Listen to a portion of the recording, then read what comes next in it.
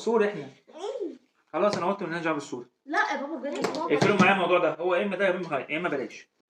مدير ايه رايك لو نطلب سندوتشات من بره؟ نقول بابا في سندوتشات من بره. صدقني فكرة حلوة، بس ايه هي سندوتشات؟ فاكر بالليل لما انت قلت لي عايز سندوتشات بطاطس سوري بالموزاريلا وانا قلت لك عايز شاورما؟ خلاص بقى اقول له انت. لا انت. خلاص نقول له احنا الاثنين. تمام. يلا بينا. بابا احنا عايزين نطلب اكل من بره. ايه؟ عايزين نطلب اكل من بره. اكل من بره؟ يعني ايه اكل من بره؟ اكل من بره ايه؟ اكل من بره. ايوه. الميه، كهرباء. يلا. ايه ده؟ لا مش انتوا الاثنين، انت واحده يا واحده. بابا مش عايزين فول. احنا مش عايزين فول. فول؟ لا اكل من بره يا بابا ده يجي ما حتى ما يجيبناش ما يجيبناش سندوتشين فول. هو سندوتش واحد فول حتى احنا مش عايزين فول. احنا مش عايزين فول انتوا خالص. عايزين ايه ان شاء الله؟ عايزين بطاطس سوري يا بابا. نعم شاورما. عشان بطاطس سوري. احنا مصريين يا حبايبي. ايه ده؟ مالناش دعوه بالسوري. ليه؟ مالناش دعوه بالسوري احنا. خلاص انا قلت مالناش دعوه بالسوري. لا يا بابا بجد بابا. اقفلوا معايا الموضوع ده، هو يا اما ده يا اما بلاش. موزي وبعدين يا موزي 10 جنيه دي ما تجيبش حاجه. خلاص نروح نقول لماما وهي تتصرف. يلا بينا. ماما يا ماما يا ماما يا ماما في ايه داخلين عليا بزعبيكوا ليه كده؟ في ايه؟ شفتي يا ماما احنا عايزين نطلب اكل. شفتي بابا ادانا ايه؟ 10 جنيه بس. هتجيب لنا ايه دي؟ انتوا كنتوا عايزين تاكلوا ايه؟ بطاطس سوري بالموزاريلا وشاورما. لازم بطاطس وشاورما؟ انا ما ينفعش حاجه تانية؟ لا. طب هاتوا. ايه هتعملي ايه؟ انا هتصرف. روحوا انتوا وانا هعمل لكم اللي انتوا عايزينه. مصطفى تعالى، في انت مزعل العيال ليه كده؟ مزعلهم في ايه؟ الا كل واحد 10 جنيه يجيب هم قالوا لي سندوتشات. عايزين اكل سوري. خلاص واكل السوري ب 10 جنيه؟ بدل ما ادي كل واحد 5 هدي كل واحد 10. طب وبعدين يعني يعملوا بيها ايه؟ انت عارفه الدنيا عامله ازاي. طب واللي يحلها لك؟ تعملي ايه منها؟ خد انت بس دول، انزل هات لي خدهم بيهم تاني؟ عيش سوري. لا هتنزل تحت كده عند عمو اللي تحت تجيب لي عيش سوري بيهم وتيجي وانا هتصرف. السوري بس. ايه رايك؟ يعني هتاكليه مع سوري حاف؟ لا هعمل لهم السندوتشات اللي هم طلبوها. اصل الكفاءه.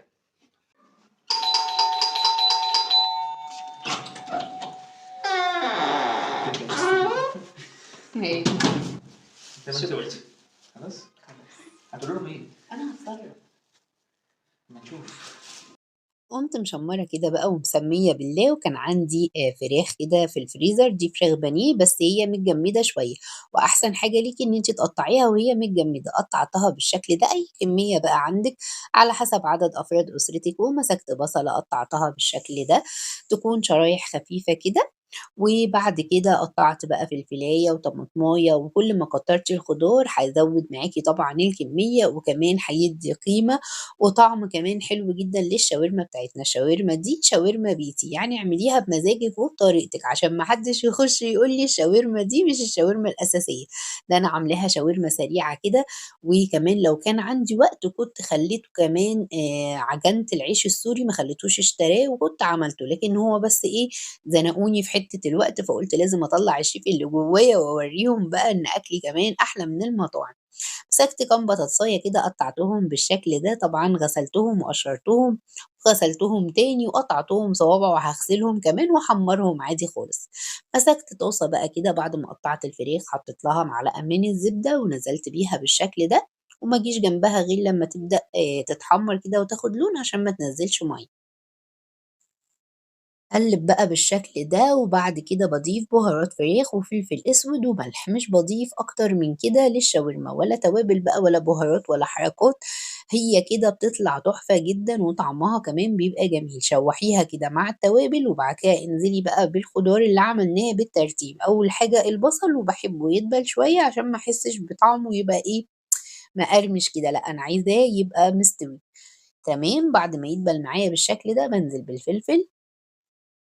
عندك فلفل الوان حطيه، اللي عندك حطيه، واللي ولادك بيحبوه برضه حطيه تمام. زي ما انتم شايفين بصوا الكميه بتبقى حلوه ازاي. ضفت بقى اخر حاجه طماطمايه، ودي مش عايزاها تستوي خالص، هما تقلبتين وخلاص على كده. نيجي بقى للتومية، حطيت كوباية من المية وهحط عليها معلقة من النشا وارفعها على النار وابدأ اقلب فيها لحد ما تستوي معايا وتبقى بالشكل ده زي ما انتوا شايفين. تمام، بسيبها بقى تبرد خالص وبعد كده اروح واخداها حطاها في الكبة بالشكل ده،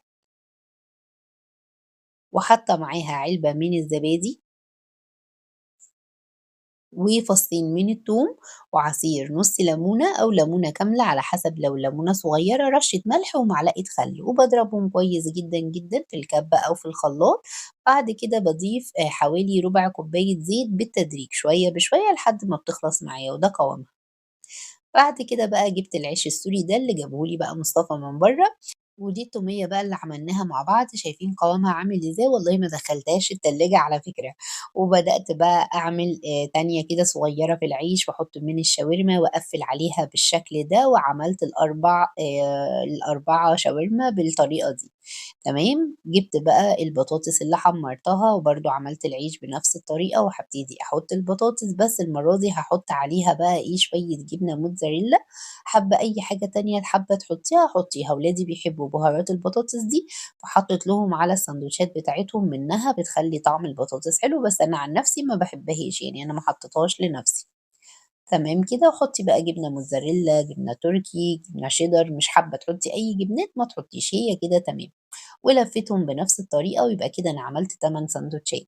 تمام، جبت بقى هنا الجريل وحطيت معلقة من الزبدة ويكون سخن جدا، وأول ما أحط الزبدة أو السمنة بالشكل ده أنزل بالسندوتشات بتاعتي، وابدأ بقى ايه اقعد اضغط عليهم جامد كده عشان طبعا العلامات بتاعة الجريل تبقى باينة معايا في الساندوتش. واما ياخد لون اروح قلباه بالشكل ده، وزي ما قلت لكم نقعد ندوس عليه كده والنار تكون متوسطة عشان الكفر اللي بره ده يقرمش معاكي ويبقى حلو. بس بالطريقة دي لحد ما خلاص معايا في الساندوتش. واما ياخد لون اروح قلباه بالشكل ده، وزي ما قلت لكم نقعد ندوس عليه كده والنار تكون متوسطة عشان الكفر اللي بره ده يقرمش معاكي ويبقى حلو. بس بالطريقة دي لحد ما خلاص بيستوي من الناحية التانية، وطبعا العيش مستوي وكل حاجة، احنا بنديله بس اللون اللي هو بتاع بره. خلاص بشيلهم بقى في طبق معلقة زبدة كمان واروح نازلة بسندوتشات البطاطس بتاعتنا. برضو نفس الحكاية هتاخد لون واروح قلبها على الناحية التانية، وبكده نكون عملنا سندوتشات في البيت بكل سهولة.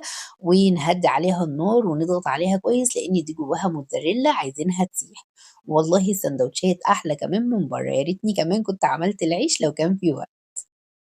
يا جوجو يا مودي تعالوا بسرعة، بابا جاب لكم الاكل، ايه رأيكم؟ الله، ايه رأيكم في السندوتشات بقى؟ شكلهم حلو قوي. مين اللي كان عايز شاورما ومين اللي كان عايز بطاطس؟ أنا. عجبنا لكم الاتنين ايه ده بجد؟ بجد اهو، ايه رأيكم؟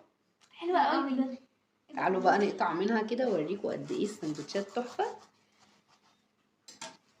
بصوا الجمال. بالبطاطس. مين اللي كان عايز بطاطس بالموتزاريلا؟ شايفين؟ تحفة جدا. طب بقى ايه نحطها هنا ونقطع واحد شاورما. شاورما دي ولا مش شاورما؟ شاورما. بصوا الجمال.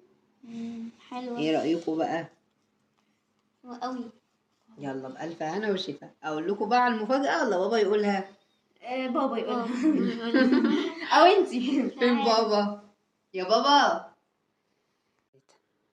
ايه رايكم بقى؟ بس جبت لكم اللي انتوا عايزينه اهو، وبال 20 جنيه. انا نزلت من بيتنا هنا جبت حاجه ب 20 جنيه هي اللي عملت كل الكلام ده. لو لولا ال 20 جنيه ما كناش عملنا الكلام ده مطعم كله. ايه ده يا بابا؟ ده مش من مطعم بقى، دي مفاجاه. ايه ده؟